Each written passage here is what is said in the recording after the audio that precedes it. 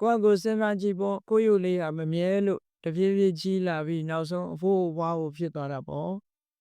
အကယ်၍မြဲနေမယ်ဆိုလို့ရှိရင်ငယ်ရွယ်တဲ့ကလေးလေးအနေထားမျိုးပဲရှိမှာပဲ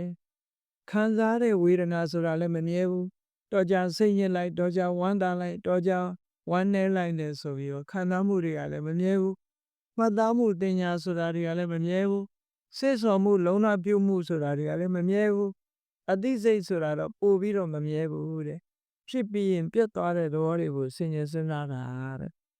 အဲ့ဒီလိုဆင်ញင်စဉ်းစားလိုက်လို့ရှိရင်တဏှာဒိဋ္ဌိလို့ဆိုတဲ့ဒီတဘာဝတရားတွေအပေါ်မှာအပြစ်မြင်လာပြီးနောက်ဆုံးမှဒီပေါ်ကနေပြီးတော့နောက်ဆုတ်ပြီးတော့သွားနိုင်တယ်အဲ့ဒါဟာဒီခန္ဓာ၅ပါးဥပါဒณะခန္ဓာကော၅ပါးပေါ်မှာဖြစ်ချင်းပြည့်ချင်းကိုရှုမြင်သုံးသပ်ခြင်းရဲ့အကျိုးကျေးဇူးပဲနောက်ဆုံးဟာ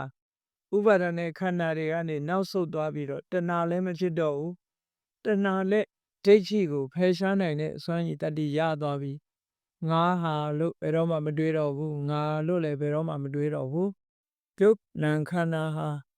သူ့ဟာသူသဘာဝအတိုင်းသာဖြစ်တယ်လို့ဆိုတာစိတ်ထဲမှာဒီလိုမှတ်သားလာမှဖြစ်တယ်လို့မြတ်စွာဘုရားကရှင်နာဂိတကိုဒီဝိပဿနာကျင့်စဉ်၅မျိုးကိုဟောကြားလိုက်တာဖြစ်ပါတယ်